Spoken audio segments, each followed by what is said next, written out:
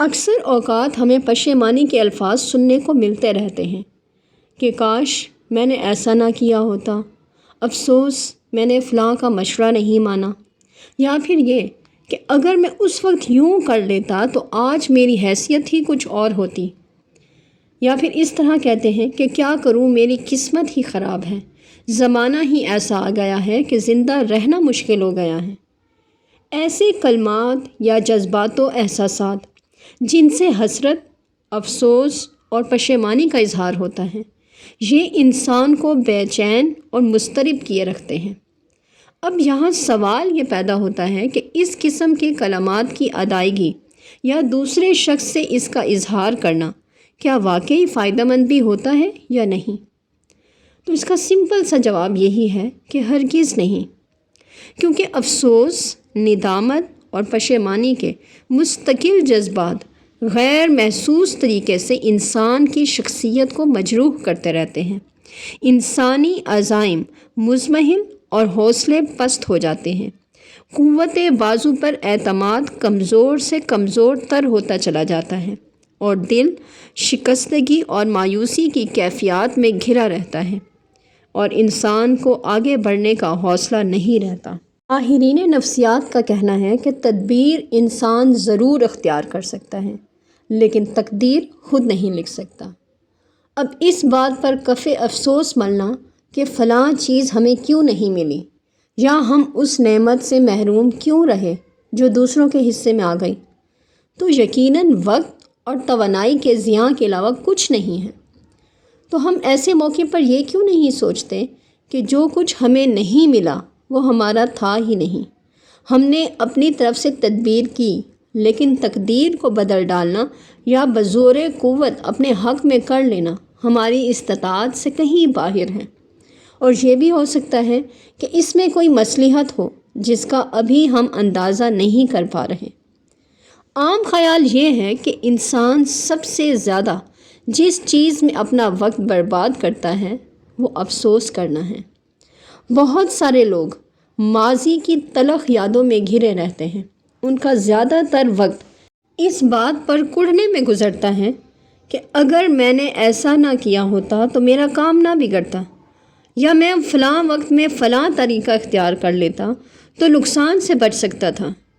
تو لہٰذا ہمیں چاہیے کہ ایسا سوچنے کے بجائے یہ سوچیں کہ گزرا ہوا وقت تو واپس نہیں آ سکتا، لہٰذا میرا افسوس کرنا ہی بیکار ہے، لیکن اگر اب مجھے اس کام کا موقع ملا تو میں اسے دوسرے طریقے سے کروں گا۔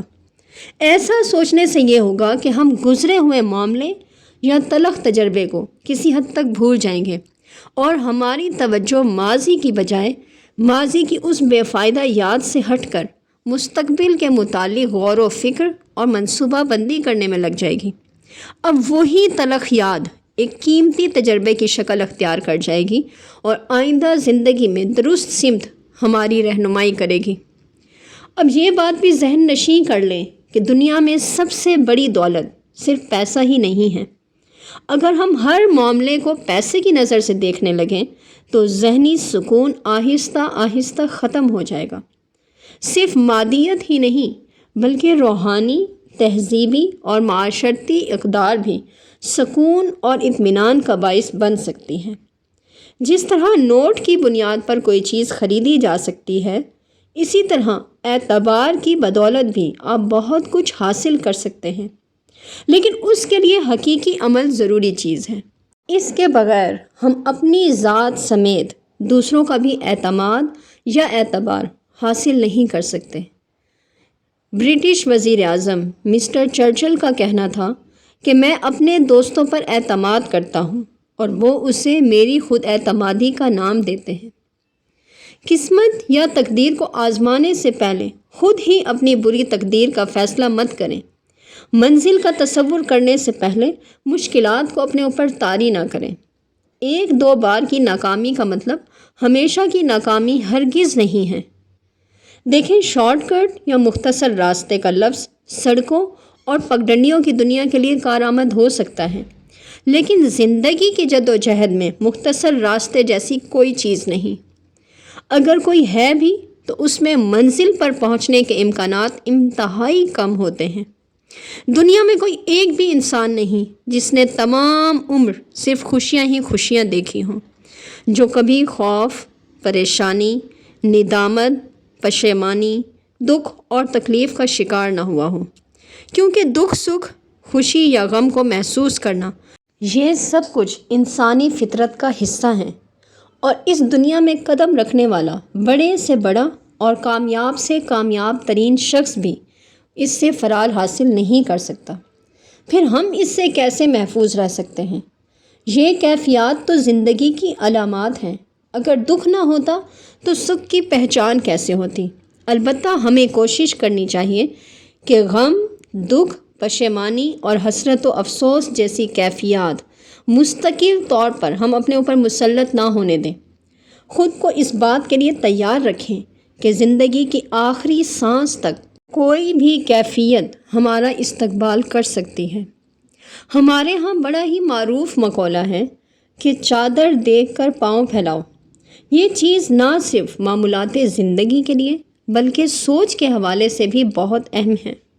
اپنے وسائل اور اپنی حیثیت سے زیادہ سوچنا ہمیں پریشان اور بے اطمینان کر سکتا ہے۔ دوسروں کے پاس ہر اچھی چیز کو دیکھ کر خود کو کوسنے کی ضرورت نہیں ہے۔ ہماری خواہشات کا دائرہ کار بھی ہمارے وسائل کے مطابق ہونا چاہیے۔ ایسا نہیں کہ ہر خواہش پہ دم نکلنے والی بات سوائے اپنے آپ کو جلانے اور اپنی شخصیت کو اپنے ہاتھوں تباہ کرنے کے علاوہ کچھ نہیں ہے۔ مایوسی چھوڑیں، نئی، پرجوش، پرعزم اور ولولہ انگیز زندگی کا آغاز کریں۔ ماضی کے خوشگوار تجربات کو رہنمائی کا ذریعہ بناتے ہوئے آگے بڑھنے کے لیے کوشاں رہیں۔ انشاءاللہ منزل ہمارے قریب سے قریب تر ہوتی چلی جائے گی۔